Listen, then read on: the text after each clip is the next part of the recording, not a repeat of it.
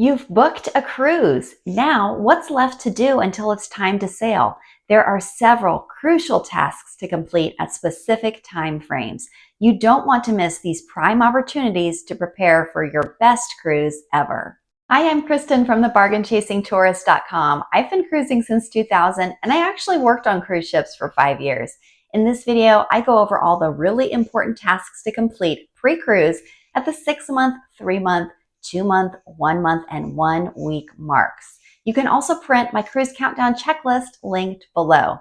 All right, the countdown is on, so let's do this. At the 6th month mark, let's say you've already booked the cruise. The next big expense you want to secure is airfare.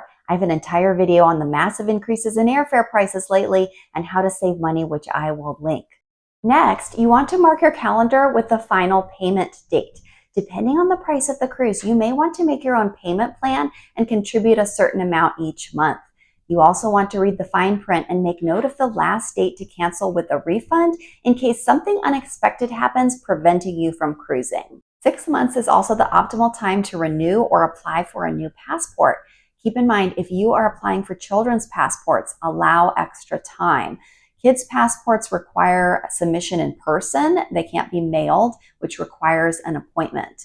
You also have to surrender your child's birth certificate with the passport. So if you only have one birth certificate, don't wait until the last minute and be without the passport and the birth certificate. The 3-month mark is a great time to reserve your pre-cruise hotel and airfare if you haven't already. Reserve accommodations for your pets now, unless you are traveling during a busy holiday season, in which case you need to reserve earlier because kennels often fill up.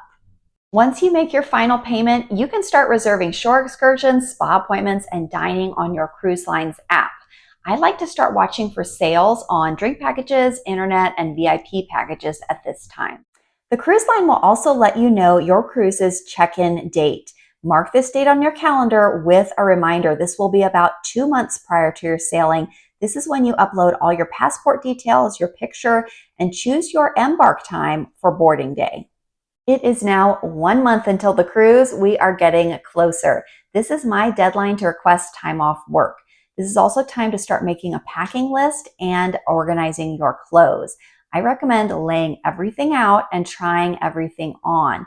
This way you can determine if your clothes might have shrunk in the dryer since last vacation, determine what needs to be dry cleaned, and also realize what you still need to buy. This gives you a month to shop so you're not in a rush. If you wait until the last 2 weeks, you start to get desperate because you're running out of time and you end up possibly paying more because you just need something at that point.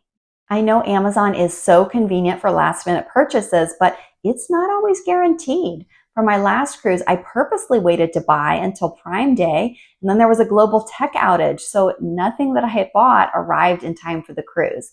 So give yourself enough time because even Amazon has hiccups. I also recommend getting your luggage out at this time and making sure the handle still rises, the wheels aren't broken. I made the mistake of taking a suitcase that was on its last leg on a cruise. It did not survive the transport to the cruise with the porters and the housekeepers. They are very aggressive with luggage, but that's necessary to load thousands of suitcases in a short amount of time. So I was trying to find a new suitcase in all the ports of call, and all I could find were Louis Vuitton knockoffs that were so overpriced. Luckily, the bag that broke was my smaller bag, so I consolidated, and I also put some of my stuff in my travel companions bags.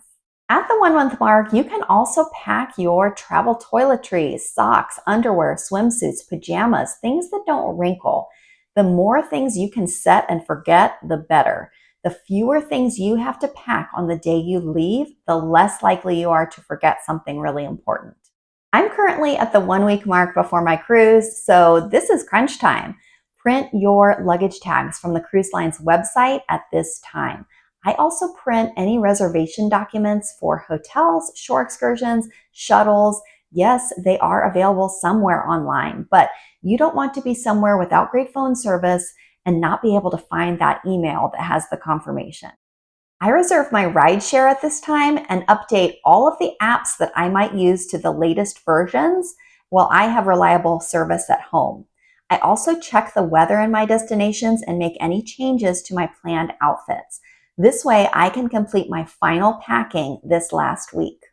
I like to get cash and small bills, tens, fives, and ones for the sky cap, the porters at the cruise terminal, if you want to play the slots in the casino, and also for souvenir shopping in Caribbean or Mexican ports that accept American dollars. If no one will be at your home while you're traveling, you can reserve to have your mail held at this time.